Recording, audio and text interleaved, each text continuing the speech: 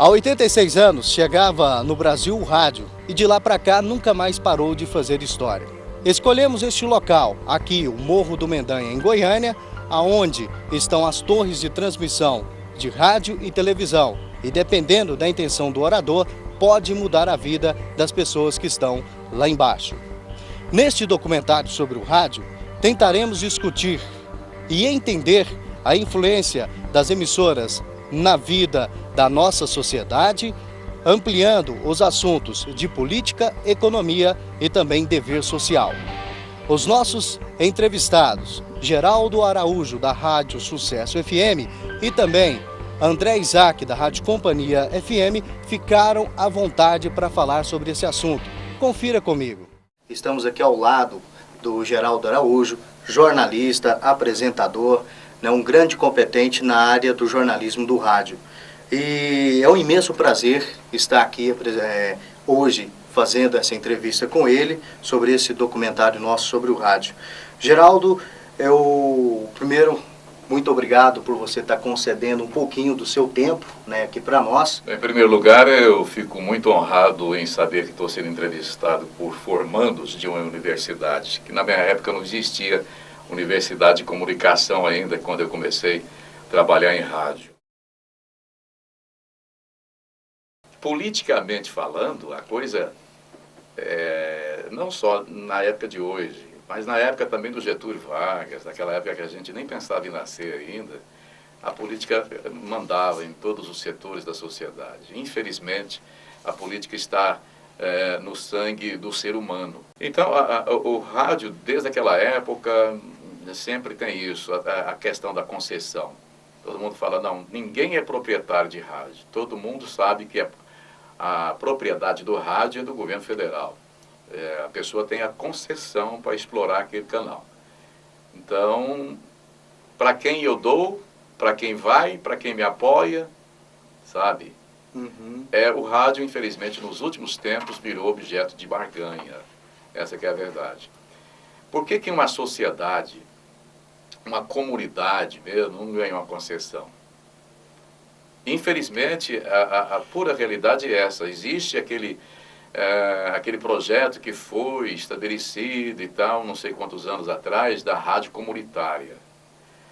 Mas qual rádio comunitária hoje que vive sem verba do governo? Aliás, eu faço essa pergunta para todo mundo. Qual o veículo de comunicação que sobrevive sem a verba do governo?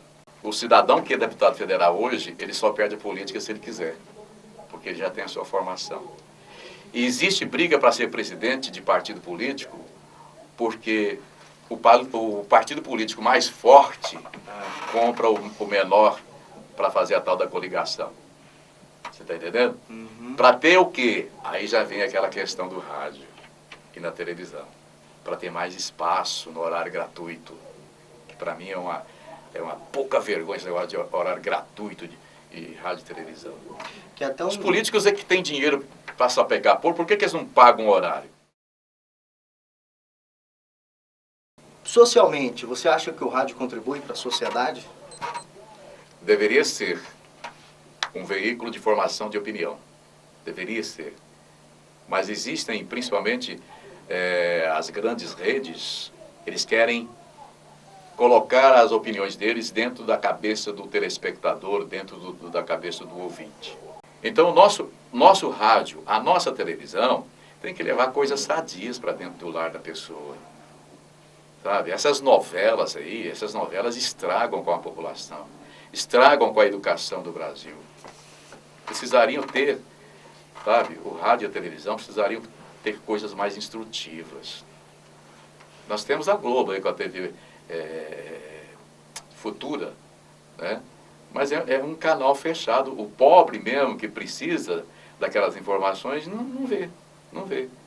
Tem boas coisas louváveis ali também, mas a maioria é visando interesse. Quem deve falar no rádio? O povo ou o que faz a barganha? Poderia até ser mesmo o governo, sabe? Certo. Mas orientando o povo a agir de uma forma consciente. Agora, o meu sonho com relação a isso, o meu sonho é um dia, sabe, ter uma rádio verdadeiramente comunitária. mas que os seus servidores aí dessa rádio ganhassem bem, que tivessem um salário mais digno, certo? Que seria mesmo comunitária. O povo falando naquela rádio, o povo falando naquela televisão, falando o que pensa, e que a fala do povo não fosse ditada. Deixa eu colocar meu óculos aqui para me ler esses dados de 2002 que vocês me apresentam, sobre verbas publicitárias. 56,1% a indústria televisiva domina o mercado, 56,1%. Em segundo, o jornal com participação de 21,5%. No terceiro lugar, a revista com 10,6%. E lá, por último, vem o rádio, né? Isso. Lá vem o rádio com 4,9%. Já os outros veículos somados detêm 6,9% do mercado. Bom, isso aqui de 2002. Hoje, eu diria para vocês que a televisão tem 70% da publicidade.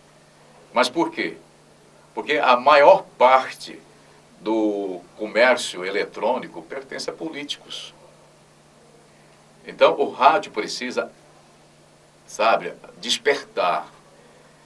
Essa competitividade que existe entre as FMs precisa acabar. Precisa porque nós temos um exemplo muito grande que são as emissoras evangélicas que estão aí. Muitas delas não dependem de verbas de governo federal. Claro, é evidente que dependem também de governos municipais e estaduais também. Então o rádio precisa, sabe, ter uma união. Nós temos aqui a Associação Brasileira de Radiodifusores, que precisa se unir mais. Eles são, sabe, eles engalfinham. Eles são simplesmente cobra engolindo cobra. Não existe essa concorrência. Vocês deveriam ser mais unidos com relação à mídia. Queria que você deixasse, então, aí um recado para esses formadores de opinião, né, que vão se formar daqui uns tempos. Comentário. Com muito prazer. Foi uma honra muito grande falar com vocês. E desabafar um pouquinho também do que aquilo que eu sinto sobre comunicação, tanto do rádio como da televisão. Em primeiro lugar, que Deus abençoe vocês todos. Vocês escolheram esse caminho, eu tenho certeza que não foi por acaso. Eu só peço uma coisa para vocês. Não se vendam. Sejam bem-vindos no nosso meio da mídia, mas não se vendam. Porque a dignidade de um homem está no seu caráter, na sua hombridade. A comunicação precisa muito de gente como vocês que estão se formando agora. Os meus parabéns para o pessoal todo da Anhanguera. E eu fico muito feliz em participar com vocês dessa programação. Muito obrigado, que Deus abençoe todos. O Brasil foi escolhido hoje pela Assembleia Geral da ONU como membro do Conselho de Direitos Humanos por um período de 3 anos, que começará no próximo dia 20 de junho. Geraldo Araújo para o Minuto Notícia. 4h31. É aqui, ó. Estamos ao lado de André Isaac, um dos comentaristas e apresentadores também na área esportiva aqui do estado de Goiás. Primeiramente, também é um prazer falar com vocês. O rádio é uma paixão do brasileiro, né? E quase todo brasileiro gosta de futebol. Quase todo brasileiro gosta de rádio. Então é uma combinação perfeita. Rádio e futebol, rádio e esporte. Por exemplo, as primeiras Copas do Mundo que o Brasil conquistou, de 58, 62, o povo brasileiro ficou sabendo através do rádio. Foi acompanhando pelo rádio de ondas curtas, as emissoras do Rio, de São Paulo, do Rio Grande do Sul, transmitindo a Copa do Mundo. Eles ficaram sabendo através do rádio que o Brasil conquistava as 2 primeiras Copas do Mundo, com Pelé, com Garrincha, Companhia Limitada, com Zagallo e assim por diante. E até hoje o rádio é um grande comunicador de massa. Mesmo com o advento da televisão, com a internet, o rádio continua sendo esse grande comunicador de massa e vai continuar sendo. Tanto é que temos mais inovações, né? Vem aí o rádio digital, existem as rádios web, as rádios na internet, enfim, o rádio nunca vai morrer.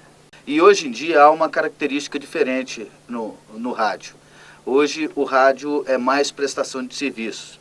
Por exemplo, com o advento do CD, do MP3, nem tanto as músicas chamam a atenção no rádio, e sim a prestação de serviço. Por exemplo, temos FMs em São Paulo com a CBN, temos FMs em várias capitais com prestação de serviço, enquanto que FM no início era só música. E as AMs, que são tradicionais, também com prestação de serviço, com transmissão de futebol, jornalismo e assim por diante, orientação de trânsito. Enfim, o rádio continua sendo aquele grande companheiro do cidadão brasileiro. Eu acho que o mercado, com o decorrer dos anos, ele, em relação ao rádio, ele deve ter caído muito de preço, às vezes até por uma estratégia ruim de marketing de algumas emissoras, de colocar cotas de publicidade mais barato que as outras, e as outras, para conseguirem se estabelecer no mercado, diminuem também as suas cotas, e aí com isso o rádio acaba pegando essa fatia maior. E é um número que não deveria ser dessa maneira, porque o rádio continua atingindo muitas pessoas. Quase todo carro tem rádio. 98% dos lares brasileiros tem pelo menos um rádio. Isso. Então eu acho que essa mídia poderia ser melhor distribuída e os anunciantes poderiam pensar nessa maneira de que o rádio atinge pessoas todos os dias. É difícil ver uma pessoa que passa um dia inteiro sem ouvir rádio pelo menos uma vez. E para dizer para aquele que tem vontade de seguir no rádio, a primeira coisa que tem que ter é a paixão pelo rádio, a vontade. O resto a pessoa vai conseguindo. Primeiro tem que ter transpiração. 99% de transpiração, 1% de inspiração, e aí o resto a pessoa vai adquirindo no decorrer do início. Tem até uma frase muito famosa, né, de que o rádio começa de um sonho, vira uma paixão e termina numa eterna conquista. E é assim mesmo que o rádio é. Estou aqui feliz por estar na sua companhia. A partir de agora, as últimas notícias do seu clube em cima do lance.